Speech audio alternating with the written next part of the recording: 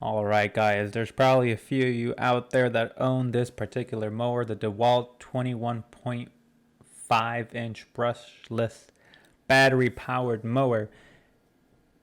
If you're anything like me and you accidentally ended up damaging your blade or even bending it like I did by hitting a stump that I just didn't realize was there because we did a bunch of landscaping, you'll notice really quickly that you cannot get this blade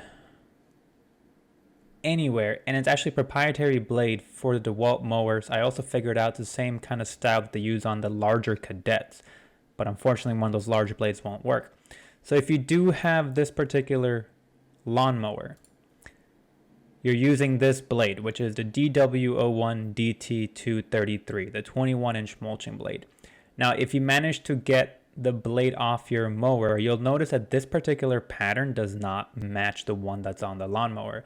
The lawnmower has an S-shaped attachment point where this is the old star style, I guess you would call it.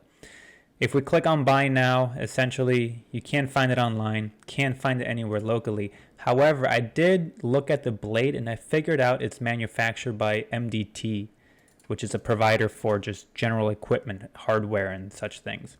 So if we go ahead and copy the item number and we go over to mdtparts.com, which is the manufacturer and supplier for the DeWalt mower, and we punch this in, you'll notice once again, it's on back order. If you kind of look at the preview, you can see the S shape, and that's exactly what we need. We need this S-shaped attachment point to replace our mower blade.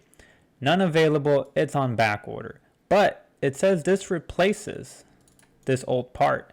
So if we actually go ahead and copy paste this part number into the search, which is the 742P05642, and search, we come up with two options. The official blade, which we just looked at on back order, and then this blade, actually for almost $7.20 cheaper. And lo and behold, it's the S shape with the two attachment points. It's the exact same thing.